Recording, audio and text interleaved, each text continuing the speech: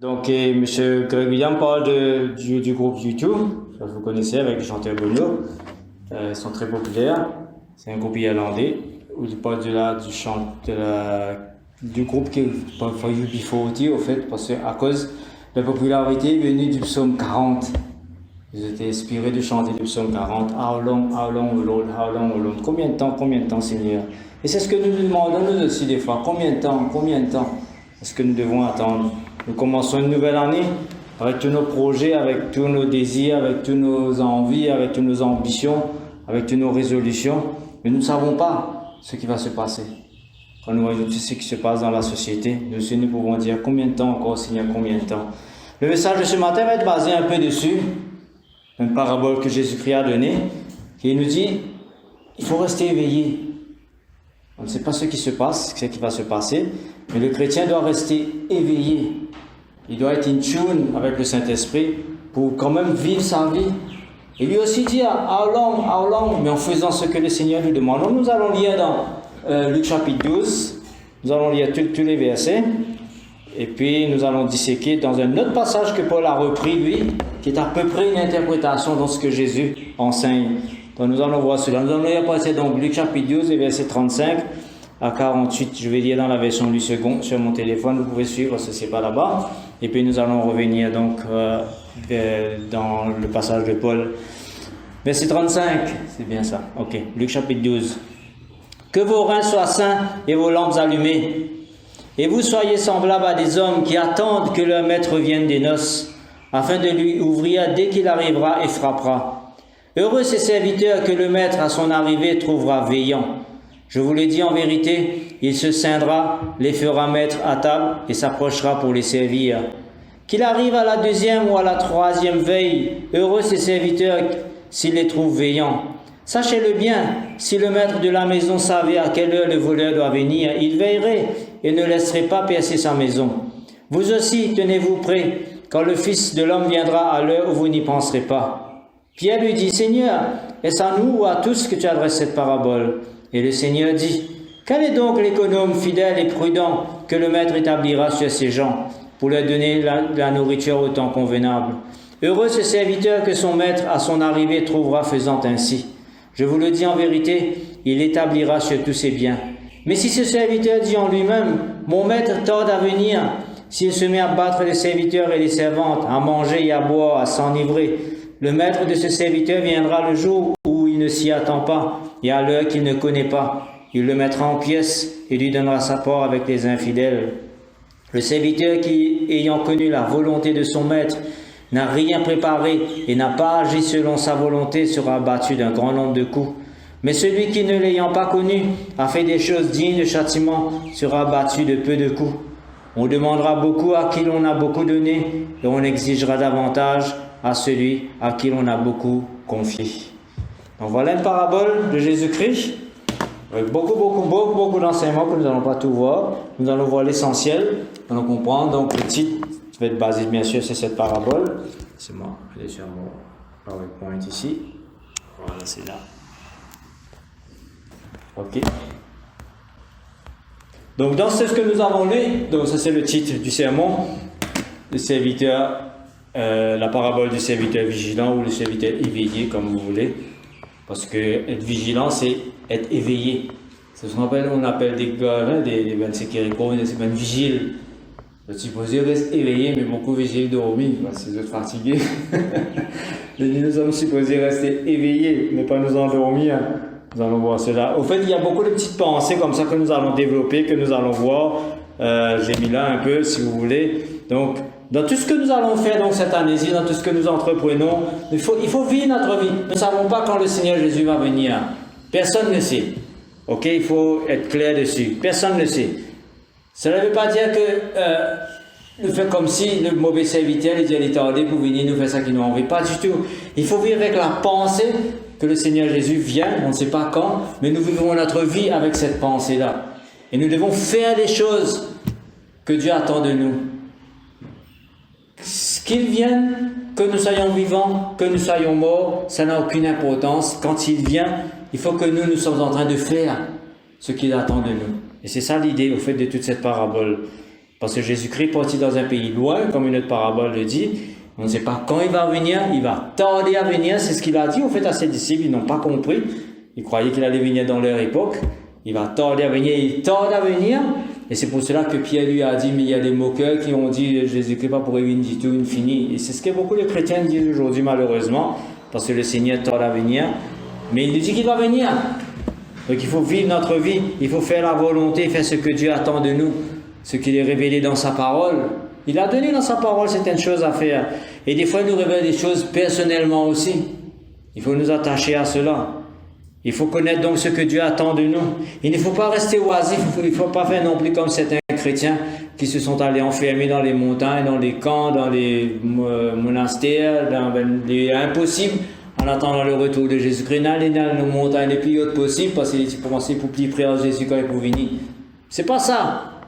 C'est pas ça du tout.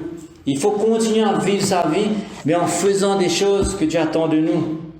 Peu importe où nous sommes, peu importe ce que nous sommes en train de faire, peu importe le pays, la latitude, la longitude, l'hémisphère, peu importe. Quand Jésus-Christ viendra, il viendra pour tous, un seul coup. C'est quelque chose vraiment extraordinaire. Ce n'est pas nécessaire d'aller dans un lieu spécial, ni à Jérusalem, ni à Pétra, ni à qui côté, peu importe, ça n'a aucune importance. Donc il ne faut pas rester oisif. Il ne faut pas se replier sur soi-même. Il ne faut pas être inactif. Il ne faut pas être paresseux. Il faut vivre sa vie normale, sa vie de tous les jours, mais en ayant toujours ça dans un coin de la tête. Que Jésus-Christ peut revenir à n'importe quel moment. Donc nous allons voir le passage que Paul lui a utilisé, que nous allons disséquer. Nous allons voir 10 versets seulement la prochaine fois. Peut-être nous verrons les autres parce qu'il y a beaucoup de choses dans ce passage. C'est 1 Thessaloniciens 5, les versets 1 à 10. Nous allons donc lire la version Darby, parce que c'est un peu plus simple, si vous voulez, c'est un peu plus direct. Certaines fois, nous allons dans d'autres versets, et à chaque verset, il y aura ce qu'on appelle son corollaire ou son comparaison avec un autre verset qui se trouve dans d'autres passages pour nous aider à comprendre donc, ce que Paul est en train de dire. Parce que Paul est en train en fait de parler du retour de Jésus-Christ, dans le chapitre d'avant, comme les morts en Christ vont être ressuscités, ils entendront la dernière trompette, etc. Et puis il dit quelque chose de très intéressant, que beaucoup n'arrivent pas encore à saisir jusqu'à l'heure. Il y a beaucoup de sites, il y a beaucoup de chrétiens, il y a beaucoup de ministères, il y a beaucoup de livres qui sont écrits dessus quand Jésus-Christ pourrait retourner. Chacun est dans son idée. Chacun fait ce tableau, chacun fait ce disséqué, il y a une révélation du Seigneur, il écrit un livre extraordinaire, il vendait. L'autre Indien, il étudiait tous les faits des Juifs, il connaît quand à peu près le Seigneur. En fait, c'est en 2026. On n'est pas loin. On n'est pas trop loin. Ouais, chacun a son idée. Et pourtant, Paul dit quelque chose.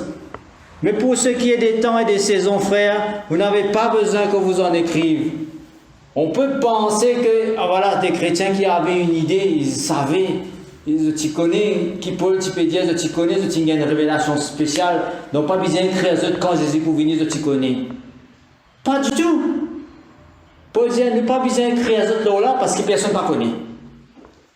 À quoi ça sert de perdre son temps à aller savoir quand il va venir? Ce n'est pas ça le plus important, c'est être prêt quand il va venir et faire ce qu'il faut. Nous sommes au début de l'année, nous ne savons pas ce qui va se passer. Il pourra se passer beaucoup de choses, comme il pourra se passer beaucoup de choses bien ou mauvais, nous ne savons pas.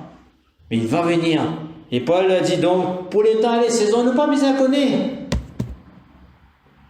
Pas besoin. En fait, c'est exactement ce que Jésus-Christ disait aux disciples quand il, à son ascension, quand il montait au ciel. Les disciples demandaient à Jésus-Christ, est-ce que c'est maintenant que tu vas rétablir le royaume d'Israël? Pour eux, c'était toujours leur but, c'était toujours leur intention, c'était toujours leur rêve, comme c'est le rêve de tout juif jusqu'à présent, ceux qui ne connaissent pas Jésus-Christ. Quand Israël pour regagner sa suprématie, quand Israël pour dominer, quand est-ce que toutes ces promesses qu'il donnait dans la parole de Dieu pour devenir une réalité pour Israël? C'est pour ça que David dit, oh, how long, combien de temps Seigneur, combien de temps Seigneur, combien de temps Seigneur? Jésus-Christ dit à eux, ce n'est pas à vous de connaître les temps et les saisons. Aussi simple que cela. Jésus-Christ dit ça à ce même disciple. Mais il dit, vous recevrez une puissance, vous recevrez le Saint-Esprit, c'est à ce moment-là que vous devez commencer à travailler. Pas besoin de venir quand? Travail. C'est tout. Et pourtant, jusqu'à aujourd'hui, combien de monde finit écrire, combien de monde prophétiser, depuis combien de temps? Depuis l'époque jusqu'à aujourd'hui. Dis monde encore peut prophétiser. Il y a même un ministère spécial sur la prophétie. C'est pas nécessaire. C'est pas nécessaire. Paul dit, vous n'avez pas besoin que vous en écriviez. Beaucoup disent, non, nous pouvons écrire. Et tout le monde dit non. Jusqu'à présent, toute prophétie, il faillit. Peu importe qui prophète, peu importe qui non, qui prophétesse, peu importe qui s'en a, tout, il faillit. Tout. Mais c'est qui Dieu dit, nous, c'est travail. Comme avec ce ici, les autres que pour recevoir le Saint-Esprit, pas pour eux connaître quand, pas pour connaître quand, mais travail. Et c'est tout le monde. Jésus-Christ va nous retourner. C'est tout le monde. Et je pensais sincèrement, je crois vraiment que Jésus-Christ peut venir dans cette époque. C'est pour ça qu'il y a un écrit qui donne nous ça l'impression-là. Comme Jean lui-même dit, maintenant c'est l'heure dernière, les antichrists sont déjà là. Depuis des 1000 ans. C'est toujours l'heure dernière. C'est pour ça qu'il y a des moqueurs aussi. Vous savez? C'est pour ça qu'il y a des gens qui vont inventer toutes sortes de doctrines, toutes sortes de théories pour expliquer comment Jésus-Christ finirait tourner, personne ne peut le trouver, etc. Le royaume de Dieu ne finit sur la terre quand l'Église est universelle. Ça veut dire que quand l'Empire romain déclare que le christianisme c'est la religion officielle, vous dites voilà le royaume de Dieu sur la terre. Fini dans toutes sortes de qualités. Mais c'est pas ça. C'est pas ça du tout. Donc pourquoi ne pas connaître? Et je cite deux versets dans la version du second, Matthieu 24, 36 et Luc 12, 38. Au fait, Matthieu 24, un certain verset, et Luc 12, c'est la même parabole, dire un peu plus loin avec certains autres détails. Pour ce qui est du jour et de l'heure, personne ne le sait, ni les anges des cieux, ni le Fils. J'ai mis du second parce que la version d'Orbi ne me dit pas lui ni le Fils. Je ne sais pas pourquoi, c'est la seule version qui ne mentionne pas le Fils. En fait, toutes les autres versions mentionnent le Fils. Mais personne ne le sait. Donc, ce n'est pas nécessaire qu'on vous écrive dessus. Mais par contre, il faut faire des choses. Et c'est ça que Dieu est intéressé. Et c'est ça que Jésus-Christ a dit à ses disciples dans Luc chapitre 12.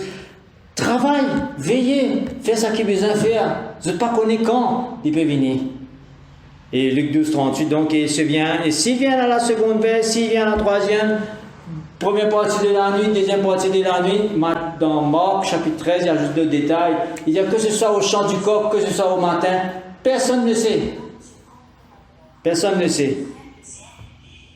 Donc, s'il les trouve ainsi bienheureux, s'il vient à la seconde veille, s'il vient à la troisième, qu'il les trouve ainsi bienheureux, sont ses esclaves. Bien, ainsi, ça veut dire en train de veiller, être vigilant.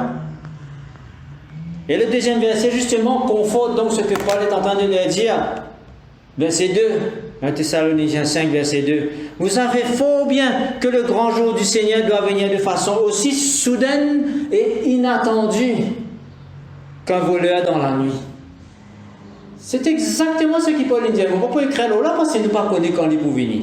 Mais par contre, ce qui peut arriver, il peut venir comme un voleur. Inattendu. Personne ne peut l'entendre. Personne n'est capable de prédire. Et soudain, en plus, sans crier gare. C'est exactement ça l'idée, au fait. C'est pour ça que Paul dit, ce n'est pas la peine que vous écrivez dessus. On peut perdre du temps pour faire une théorie, pour analyser toutes les situations, pour analyser tous les détails des fêtes des Juifs, pour analyser toute une prophétie, tout ce qui peut arriver pour des autres quand Jésus peut venir. C'est une perte de temps. Parce qu'il peut venir comme un voleur. C'est tout. Sans crier gare, sans annoncer. Ne pas connaître quand personne ne sait. Personne ne sait. Absolument. Il y a pour un certain événement qui pourrait arriver, pour une certaine chose qui pourrait arriver, un événement principal qui pourrait arriver, probablement, c'est ce qui donne à les mentionner dans cela prière. L'évangile sera prêché à toutes les nations comme un témoignage. Et ce qui est intéressant de noter, c'est que dans l'Apocalypse, il dit que ce sont les anges qui peuvent faire ça. Ce sont les anges qui prononcent l'évangile éternel. Comme un témoignage, vous avez dit, voilà, vous n'êtes pas les repentis, vous n'êtes pas les changer. Voilà la bonne nouvelle qui était qu'ils ont pour faire. Et personne, pas pour une excuse. Absolument personne. L'évangile peut être prêché comme un témoignage. Je ne sais pas quand ça va se passer, personne ne sait. Et à ce moment-là, la fin viendra. Donc, mais ça c'est ceci, le verset de Luc 12, verset 39, qui nous dit, mais juste pour vous montrer donc les versets qui sont comparables. Que si le maître de la maison eût su à quelle heure le voleur devait venir, si nous t'y connaissons quand voleur pour venir, ça n'a qu'à pour dormir. Si voleur donne rendez-vous, Qui s'en a qui pour dormir? Nous pas pour veiller, nous rester éveillés, nous sécuriser dans la case. Nous ne connaissons pas qu'on voulait pour venir. Personne ne connaît. On voulait venir quand il y a envie. C'est un peu ça l'idée au fait que Jésus-Christ dit maintenant. Nous ne connaissons pas qu'on voulait pour venir. Quand il est pour venir, il faudrait qu'il nous prenne. Il faudrait qu'il nous. Il peut commencer à taper, nous parer, nous gourdin, nous toutes nos affaires de voler pour venir. Le retour de Jésus-Christ comparé donc à cela. Il faut être prêt et se tenir prêt. Et le verset, dans Matthieu 24, verset 43, il dit la même chose. Il dit, il veillerait. Et c'est la même attitude donc que Jésus-Christ a nous besoin. On a besoin de veiller. Et Pierre, donc, il comprend cela par la suite, parce que dans cette époque, ici, il peut arriver à la fin. En fait, quand il crée de Pierre, il connaît, il peut aller, là, il dit, il peut aller ici, il arrive à la fin. Il dit, le jour du Seigneur viendra comme un voleur. Comme un voleur, ça veut dire sans crier gare, en fait, sans qu'il y ait d'annonce. Sans qu'il y ait aucun si particulier, extraordinaire, nous avons une grande lumière, le Seigneur prêt pour venir. Non. Bao. Parousia. C'est pour ça que le grec utilise le mot parousia. C'est-à-dire une apparition soudaine, éclatante. Soudaine. Quand c'est soudaine, c'est soudaine. Donc, pour bien sûr des événements. Pour bien sûr des situations, peut-être pour dire, nous, ok, c'est peut-être le moment. Ok, ça va arriver. Mais nous, peu importe quand, il faut qu'on soit toujours prêt. Toujours vigilant. Donc ça, c'est le verset 2. Et le verset 3, et voilà ce qui va se passer au fait. Et c'est ça que le danger, c'est ça que Jésus-Christ donne cette parabole dans Luc chapitre 12 et Matthieu 34 et Matthieu 24. Vous devez nous faire attention. Pour la même situation pour arriver, que ben chrétien pour endormir. Ne pour endormir. Parce que tout va bien dans ce monde. Ne pensez qu'il m'a dit qu'on peut gagner une solution pour résoudre toutes les autres situations. Que l'évangile de moins en moins populaire, que okay, le monde peut vivre normal, que c'est pas grave, tout peut continuer comme avant. C'est ce que Pierre dit d'ailleurs dans 2 Pierre chapitre 3. Il dit le monde est toujours comme il était avant. Le monde entier raisonne comme ça et beaucoup de chrétiens raisonnent comme ça. Donc quand ils diront paix et sûreté, alors une subite description viendra sur eux, une subite. C'est subite, hein? Croyez-moi, c'est subite. Pas pour une traînée pour venir, comment le Père Noël vient dans ce traîneau. C'est pas pareil du tout. Il faut subite. C'est quoi une flash extraordinaire. La Bible utilise le mot atomos. At a time, battement de lisier. Atome, c'est petit. Un atomos, c'est petit. Un atome. C'est-à-dire, l'espace d'une fraction de seconde. Une fraction de seconde. Subitement, un changement arrivé. Subitement. En fait, c'est la théorie qui va l'utiliser pour dire comment l'avion est écrasé en Iran. Parce que c'est une destruction soudaine, subite, sans crier gare, il n'y a pas une question, non, il dit en fait c'est des missiles qui détruisent l'avion. C'est pas ni un état. Donc c'est un peu ça l'idée, juste pour mentionner. Donc Luc 21, verset 34-35, prenez garde à vous-même. En fait, c'est ça l'intention de ce passage, c'est ça l'intention de cette parabole. C'est pas pour faire nous gagner, mais c'est pour dire nous, voilà l'état d'esprit que nous besoin. Voilà comment le chrétien doit être. Prenez garde à vous-même de craindre que vos cœurs ne s'appesantissent par les excès du manger, du boire et par les soucis de la vie. Et c'est ça, pas préoccupation, si vous êtes les mots, l'intention dans ce message, c'est que cette année-ci peut commencer avec tous nos plans, avec tous nos désirs, avec tous nos objectifs, avec toutes nos ambitions, pour nous-mêmes, pour nos familles, pour nos enfants. Nous avons le droit à faire. Mais faire attention, nous avons ça en tête, que Jésus-Christ peut revenir n'importe quand. Implique ça dans notre plan. C'est-à-dire que dans tout ce qui nous entreprend de faire, pas oublier de faire ce que Dieu attend de nous. De faire sa volonté. N'oubliez pas, n'abandonnez pas cela. Il faudrait que quand il vient, peu importe si mes enfants à l'université, si moi je travaille, si moi je peux occuper loin de chantier, n'importe quoi, si Jésus-Christ vient à ce moment-là, il faudrait qu'il me connaisse, je ne pas surpris dans ce jour-là. Moi, tu connais ça pour venir. Et moi, je reste fidèle à mon Seigneur. Je reste fidèle jusqu'à la fin. En fait, c'est ça l'idée. Donc prenez garde à vous-même de craindre que vos cœurs ne s'appesantissent par les excès du manger et du boire. C'est ce qui arrive malheureusement beaucoup du monde. C'est ce qui malheureusement finit l'église au tout début quand beaucoup finiront dans cette torpeur-là, quand l'église finit déviée. Beaucoup dans une doctrine malheureusement, quand ben chef il fait dominer carrément. Tu ben chrétien, ils ne mettent pas aussi, ils ne mettent pas là pour qu'ils étendre de tentacules pour eux, parce que pour eux, le royaume de Dieu, c'est l'Église. C'est ce qui n'est arrivé malheureusement. Avec toutes les conséquences drastiques et dramatiques qui sont arrivées pour le christianisme, malheureusement. Satan il fait un travail extraordinaire. Quand il n'est pas fini capable de détruire l'Église, il rentre dans l'Église. C'est ce qu'il vient de faire, au fait. Bon. Verset 35, quand il viendra comme un filet. Il viendra comme un filet. Quand nous êtes filés dans la mer, c'est ça l'idée, au fait. Qui poisson qui est capable de saper? C'est pas un petit, là, même gros là. Vous êtes tout maillé, comment nous dire? Parce que filet, c'est pas une maille. Vous êtes tout maillé dans le filet. Et c'est exactement ça, l'image. Parce que pour nous, nous prenons ça l'image de péché. Là, on va voir que c'est qui reste au bout là, mais peut-être. Mais c'est un peu ça l'idée, au fait. Parce qu'à l'époque, tu as trois corps, du monde qui est pécheur, qui est agriculteur. C'est comme un filet pour venir sur le monde. Et le monde entier pour piéger. C'est fini. C'est fini. Personne ne pourra s'en sortir. D'ailleurs, il écrit au verset 3, et ils n'y échapperont point. Ils n'échapperont point. C'est fini. Donc ce jour viendra, sûr et certain comme un voleur, personne ne sait quand, personne ne sait comment, mais ce jour viendra. Et qu'est-ce que le chrétien doit faire? Et c'est ça, c'est ce que Jésus-Christ dit à un chrétien, à un disciple. Et Pierre pose la bonne question, est-ce à nous ou aux autres que tu adresses cette parabole? Indirectement, Jésus-Christ dit, c'est à eux, un croyant. C'est à eux, un disciple, pour recevoir le Saint-Esprit, c'est pour bien faire le travail, prendre charge du troupeau, faire le travail qui est bien, faire accomplir votre responsabilité, être fidèle et être vigilant. Rester vigilant. Et les versets 4 et 5 dans 1 Thessaloniciens, chapitre 5, les versets 4 et 5. Mais vous, frères, vous n'êtes pas dans les ténèbres. Alors maintenant, ce qui Paul pour faire, il commence ça hier avant, il pour faire un jeu de mots entre la lumière et les ténèbres. Entre rester éveillé et s'endormir. C'est un jeu de mots qui Paul peut faire, en fait. Et nous besoin donc comprendre sa rhétorique-là, comprendre sa langage-là. Donc il dit, mais vous, frères, vous n'êtes pas dans les ténèbres.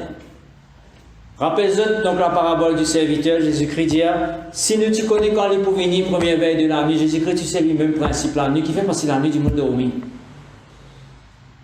La nuit du monde dormi en général. Mais il disait, ben, chrétien, pas dormi. Il ne va pas dire, nous pas manque de sommeil, c'est pas ça du tout, c'est l'image qui est importante là. Il dit, nous pas faire comme Dieu nous dans les ténèbres. En fait, c'est ça l'idée. Pas faire comme Dieu nous dans les ténèbres. Reste éveillé. Garde nos visiers ouverts. Comprends qui peut arriver. Mais vous, frères, vous n'êtes pas dans les ténèbres, en sorte que ce jour vous surprenne comme un voleur. Vous n'êtes pas dit quand ça, Zola est arrivé, nous nous surpris nous-mêmes. Ah, bon, le Seigneur Jésus est venu, ou dans le lieu qui pas besoin d'être, ou fait qui sont qui pas besoin, ou peut dire qui sont qui pas besoin, je ne sais pas. On peut dire ça comme ça. Mais on abandonne carrément la foi, ou on a fait autre chose, parce que Jésus-Christ est trop tardé. Paul dit, vous n'êtes pas dans les ténèbres. Vous n'êtes pas supposé dormir. Vous êtes supposé rester éveillé. Encore une fois, c'est figurativement, c'est pas littéralement. Attention, vous n'êtes pas dormi, non. Vous êtes pas dormi le soir. Il y a un problème. Mais figurativement, il faut rester éveillé. Quand vous êtes tous fils de la lumière et des fils du jour, nous ne sommes pas de la nuit ni des ténèbres. Les croyants ne sont pas supposés donc appartenir à la nuit ou appartenir aux ténèbres. Nous sommes des fils du jour, nous sommes des fils de la lumière. Il ne faut pas donc nous endormir. Il faut rester vigilant, éveillé à cette réalité. C'est ce que Luc, chapitre 2, nous quotidien à ce verset-là, mais on le remet là. Sachez-le bien, si le maître de la maison savait à quelle heure le voleur doit venir, il veillerait. Il veillerait. Mais comme nous ne le savons pas, veillons. Veillons. Quand ce jour viendra donc comme un voleur, quand les hommes diront paix et sécurité, quand nous vous dirons ok, maintenant tout est ok, le royaume de Dieu sur la terre, l'église c'est le royaume de Dieu, il n'y a pas de problème, beaucoup de chrétiens raisonnent comme ça, nous sommes capables de vivre comme nous avons envie. Paul dit non, Jésus-Christ dit non. Nous ne sommes pas des ténèbres, nous sommes des fils du jour, nous sommes des fils de la lumière. Et la lumière, il y en a certaines qui se lisent faire. C'est pour cela que dans le premier verset, dans Luc chapitre 12, qui nous lit le verset 35, je pourrais venir là, t'allais de toute façon, vous récitez vous autres. Que vos reins soient saints et vos lampes allumées. Être prêt, que vos reins soient saints, c'est-à-dire être toujours prêt, celui qui vit, et vos lampes allumées. De la vie personnelle. Mais la lumière toujours peut bien briller, puis la lumière est s'allumer. Il ne faut pas qu'il dans les ténèbres. Et les versets 6 et 7. Ainsi donc, ne dormons pas comme les autres. Paul peut toujours faire ce jeu de mots, dormir et rester éveillé. Mais veillons et soyons sobres. Et c'est là qu'il est pour dire donc, qu'un chrétien faire, qu'un non-chrétien faire. Comment nous besoin faire, comment nous besoin pas faire. Qu'est-ce que Dieu attend de nous? Donc ne dormons pas comme les autres. Pierre pose la question à Jésus-Christ, c'est à nous aux autres qui donne cette parabole. Donc les autres, c'est pas non-croyants, c'est un langage biblique, sorry, mais c'est comme ça, la Bible dit cause comme ça. Quand il cause nous, eux, c'est toujours comme ça. Nous, c'est les croyants, eux, c'est les non-croyants. C'est toujours comme ça. Sans pour faire grand noir, spaghetti, pas du tout. Mais c'est le langage pour distinguer à qui une parole à chaque fois l'y adresser. Vous devez bien comprendre quand il dit nous, c'est les croyants, eux, c'est les non-croyants. Et les autres, ce sont les non-croyants. Ne dormons pas donc comme les autres, mais veillons, restons ouverts et soyons sobres. Il y a une femme qui parle un peu de cela, c'est avoir l'esprit clair. Ça veut dire nous sommes clear-minded. Dans tout ce qui nous fait, mes frères, il est bien, bien important. Il est bien, bien important qu'il nous clair et net que Jésus-Christ vient. N'importe quand. N'importe quand. Je ne sais pas si c'est dans les 6, si c'est demain, si c'est tout à l'heure, je ne sais pas. Mais Jésus-Christ vient. Il faut être sobre, avoir l'esprit clair, avoir une directive claire et rester dans la lumière. Parce que si nous dans les ténèbres, nous ne connaissons pas où nous aller. Si nous faisons nous liser, nous dans les ténèbres, si nous ne sommes pas vigilants. Et là, nous pouvons emporter, comme Jésus-Christ lui-même disait, par les passions, par les désirs, par les soucis de la vie. Ça peut submerger nous complètement. Submerge nous. Et avec le monde dans lequel nous étions, malheureusement, avec tout ce qu'il y a à faire, avec toutes les complications qu'il y a, nous sommes remplis de soucis. Remplis de soucis de tous côtés. De tous côtés. De plus en plus, ça devient de plus en plus compliqué. Nous pouvons être submergés par les soucis. Il faut faire très très attention, être très vigilant. Vivre le plus simplement possible est la clé, mais il faut pouvoir le faire. Ça, ce n'est pas facile de le faire de nos jours. Ce n'est pas facile. C'est une complication terrible de vivre dans ce monde. Je crois que les premiers chrétiens, malgré toutes les persécutions qu'ils ont gagnées, avec Lyon, brûlé, un coup de fouet, martyrisé, un coup de rose, mais cause de situation meilleure que nous, crois-moi. Nous n'avons pas la persécution aujourd'hui, mais la complication de la vie qui était actuellement est plus dangereux probablement pour la foi. C'est beaucoup plus dangereux pour la foi. Donc avoir l'esprit clair, c'est-à-dire connaître et discerner ce que Dieu attend de nous et faire ce que Dieu attend de nous. Des choses simples, vous pouvez trouver, sans complication en fait. Mais il faut rester dans cette ligne-là. Il faut avoir les yeux ouverts, rester dans la lumière, marcher dans le bon chemin, rester éveillé.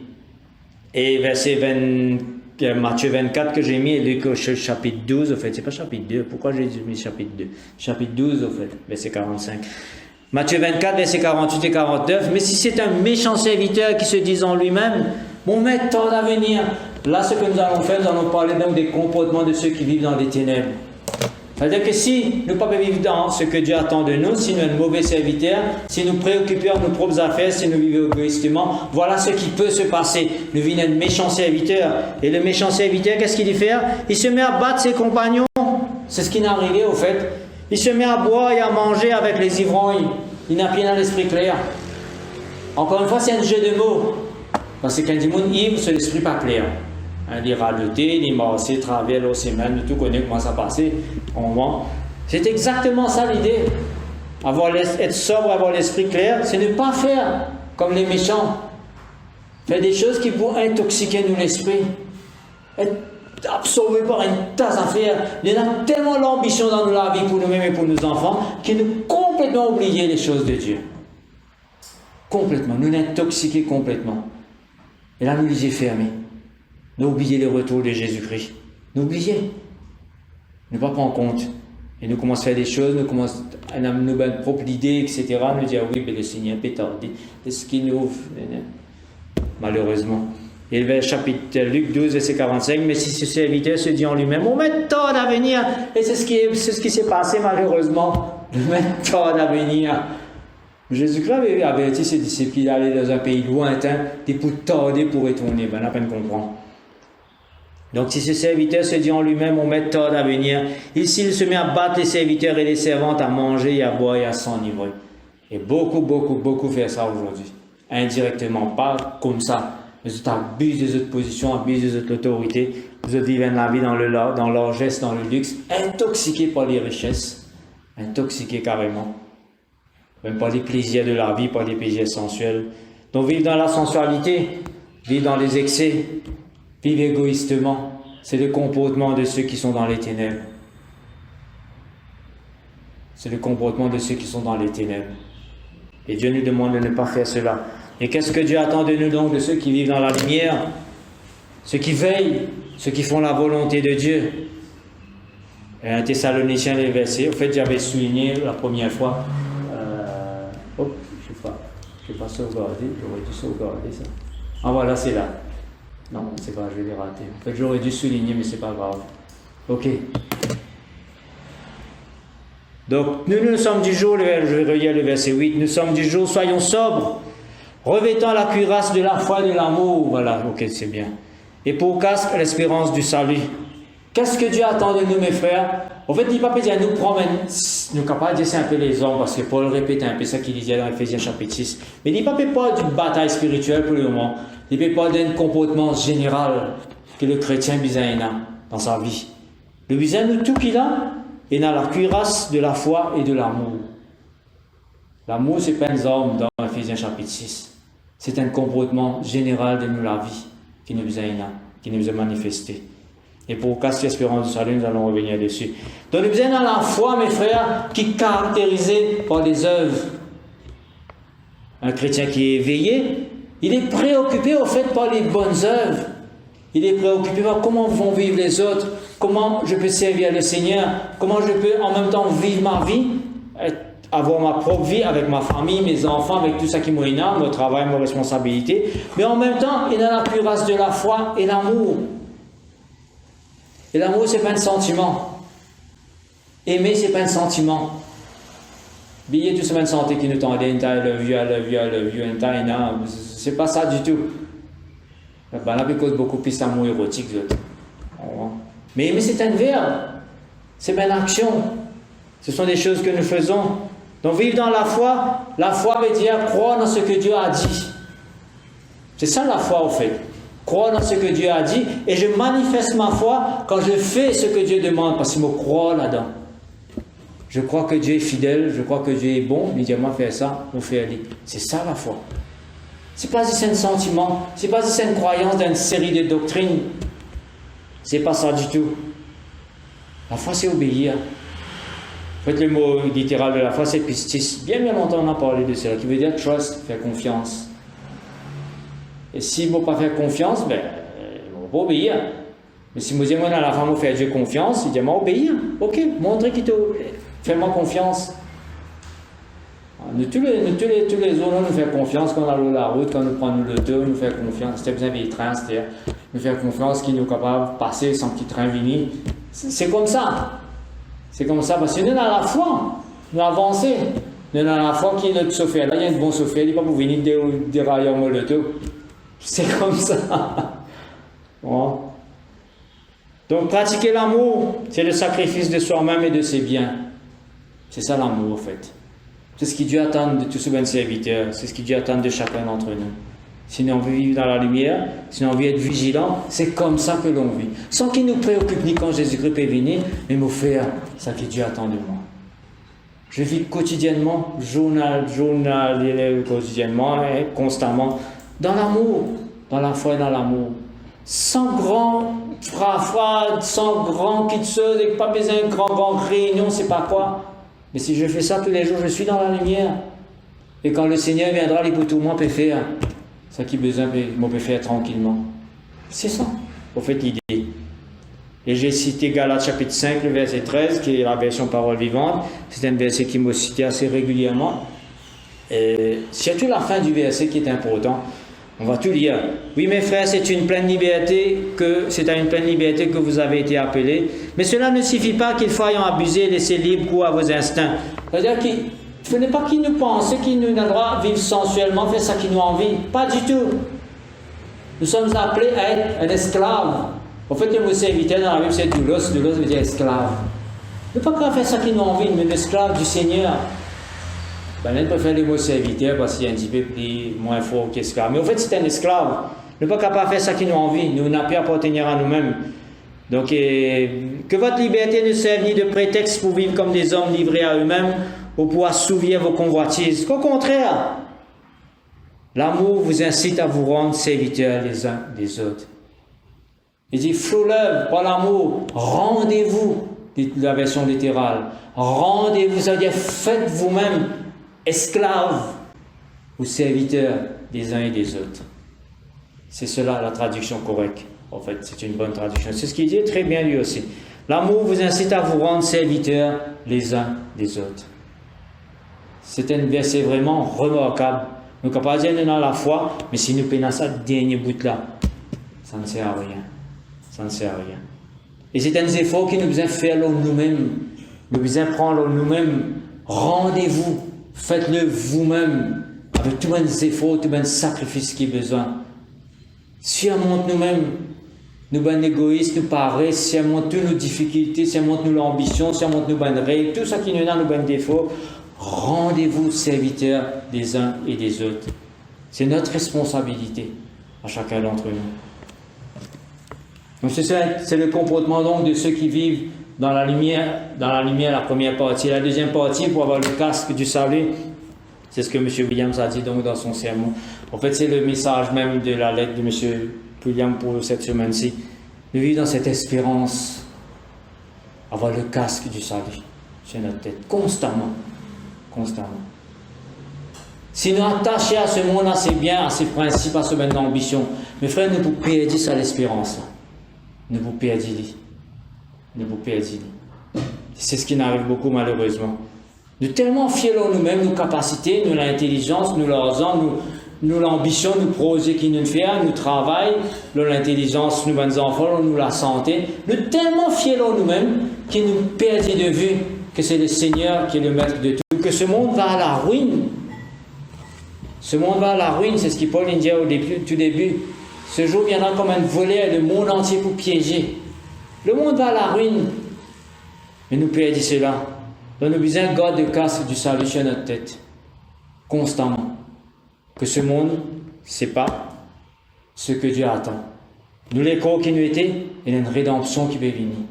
C'est ça l'espérance du salut. Le corps fragile et faible qui nous étaient, Dieu promet une rédemption. Que ce soit nous soyons vivants, que nous soyons morts, pour une rédemption. Donc ayons constamment cela en tête. C'est pour ça qu'il y a le casque du salut.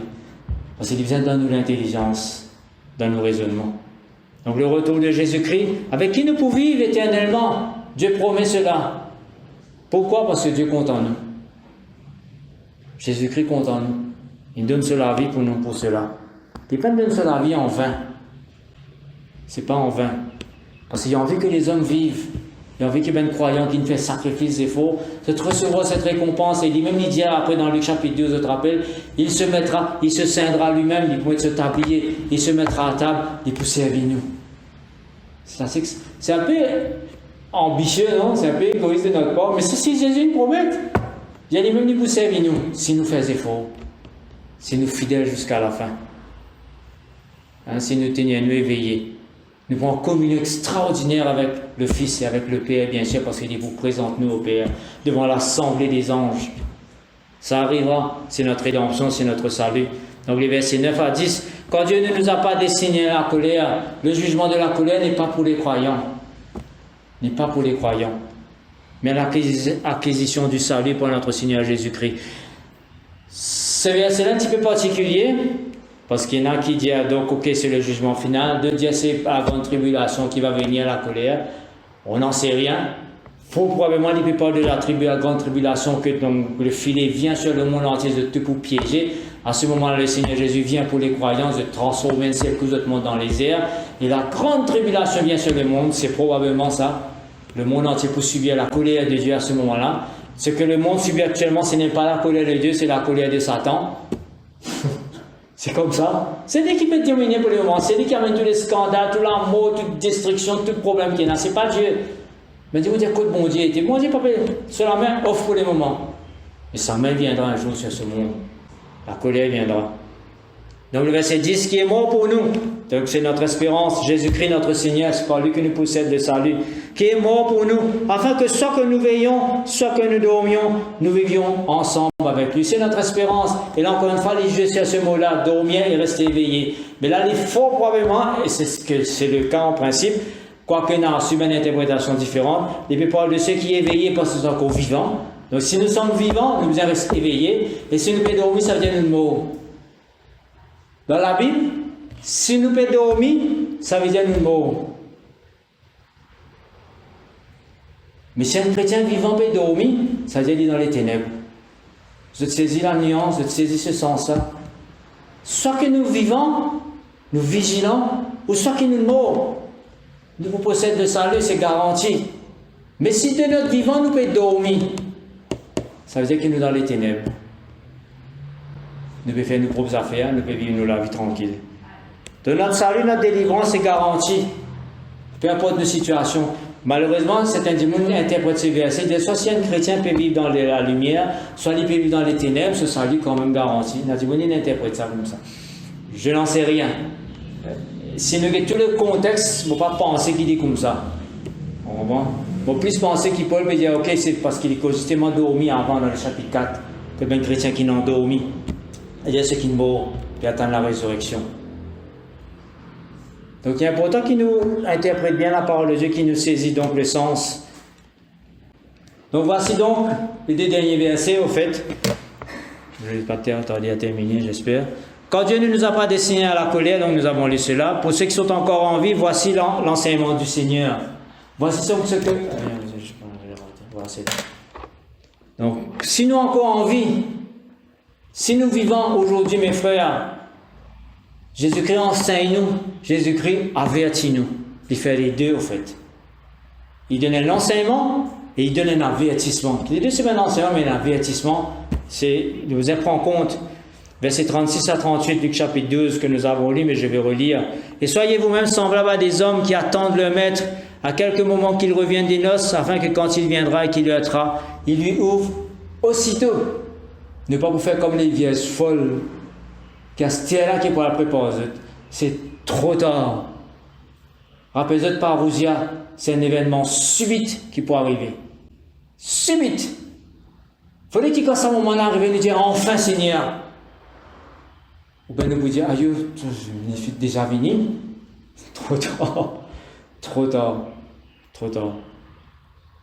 Verset 2, 37. Bienheureux sont ces esclaves, ceux qui sont prêts, ceux qui sont vigilants, ceux qui font vivre la vie, mais en étant quand même vigilants, en vivant dans la foi, en vivant dans l'amour, et en ayant toujours l'espérance du salut. Ils abandonnent cette espérance pour autre chose.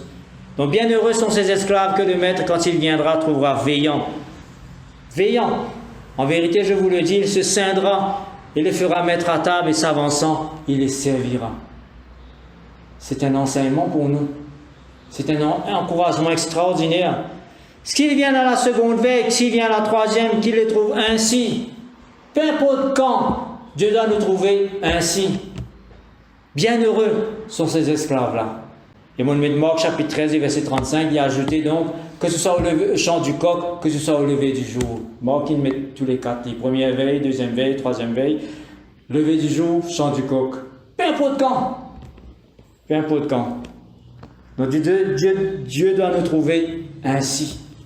Donc ça c'est un enseignement, maintenant un avertissement que Jésus-Christ donne. Nous avons lu, mais je vais relire. Mais si cet esclave-là se dit en son cœur, mon maître tarde à venir, qu'il se mette à battre les serviteurs et les servantes et à manger et à boire et à s'enivrer. Le maître de cet esclave-là viendra un jour qu'il n'attend pas, à une heure qu'il ne sait pas. Il le coupera en deux et lui donnera sa part avec les infidèles. C'est dur, hein? C'est très dur. Oh, cet esclave qui a connu la volonté de son maître, et ça c'est nos avertissements pour chacun d'entre nous, qui ne s'est pas préparé et n'a point fait selon sa volonté, sera battu de plusieurs coups. Pour une correction sévère. Et peut-être même dès cette vie-là, pour une des corrections.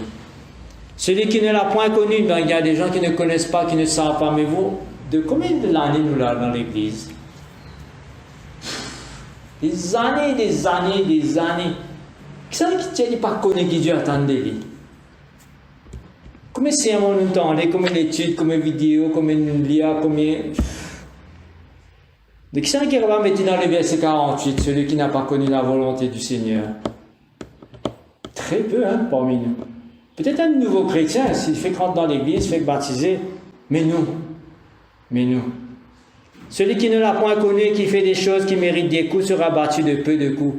Parce que nous sommes responsables de ce que Dieu nous confie. En fait, c'est ça l'idée.